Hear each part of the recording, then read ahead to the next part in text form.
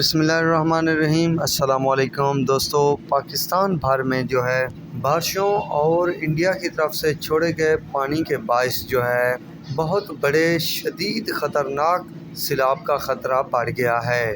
تازہ ترین اپڈیٹ کے مطابق جو ہے مادھوپور پر ڈیم کے 4 گیٹ جو ہیں ٹوٹ گئے ہیں، جس کے باعث بھارت کی جانب سے پانی روکنے کی کوشش جو ہے وہ بھی ناکام ہو چکی ہے۔ گیٹ ٹوٹنے کے بعد پانی بالکل بے قابو اور آزادانہ طور پر خارج ہونا شروع ہو چکا ہے۔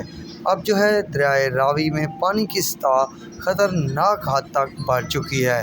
اس صورتحال کے باعث جو ہے پنجاب کے کئی علاقوں میں جو ہے شدید سیلاب کا خطرہ بڑھ گیا ہے۔ تمام تر متعلقہ اداروں کو ہنگامی اقدامات شروع کرنے کی ہدایت جاری کر دی گئی ہے۔ دوستو، بات یہاں تک ختم نہیں ہوتی، کیونکہ اب جو ہے بارشیں دوبارہ سے شروع ہونے جا رہی ہیں اور انڈیا میں مسلسل بارشیں کا سلسلہ جو ہے وہ جاری و ساری ہے۔ اب صورتحال یہ ہے کہ دریائے چناب مظفر گڑھ، اس کے علاوہ ملتان اور اس سے آگے کے علاقوں میں شدید تباہی کرے گا، کیونکہ جب ہیڈرمو سے پانی گزرے گا رنگ پور کے مقام پر دریائے چناب میں دریائے راوی کا پانی ایک ساتھ شامل ہوگا، جس کے بعد تقریباً ٹوٹل پانی جو ہے 10 لاکھ کیوسک بنے گا۔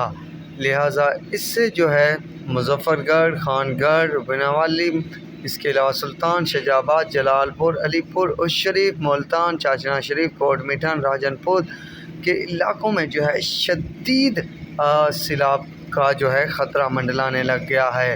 اش شریف، بہاولپور، احمد پور، شرکیہ کو تو شدید خطرہ لاحق ہو چکا ہے۔ لہٰذا وہاں کے قریبی مقامی لوگوں کو جو ہے وقت پر حفاظتی اقدامات کرنے چاہیے۔ یہ الرٹ جاری کر دیا گیا ہے۔ اب صورتحال مزید گمبھیر ہو گئی ہے۔ پہلے کچھ کم مقدار میں پانی کا اخراج ہو رہا تھا، پر اب جو ہے بند ٹوٹنے کی وجہ سے مزید اضافہ دیکھنے کو مل رہا ہے۔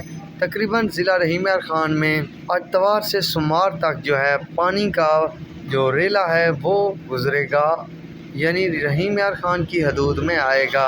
ایک اور اپڈیٹ بھی آئی ہے کہ پانی زیادہ ہونے کے باعث جو ہے منڈی بہاؤالدین اور ہیڈ سلیمانی کے قریب جو ہے بند توڑنے کے اطلاعات موصول ہوئی ہے۔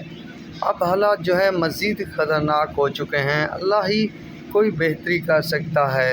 فی الحال چاچنا شریف کے مقام پر کوئی خاص طغیانی دیکھنے کو نہیں مل رہی، البتہ جیسے ہی یہ پانی ایک ساتھ 5 دریاؤں کا آ جائے گا تو پھر جو صورتحال بنے گی تو وہ سوموار یا اتوار کو پتہ چلے گا۔ تو فی الوقت کے لیے اتنا ہی کافی ہے۔ اللہ حافظ۔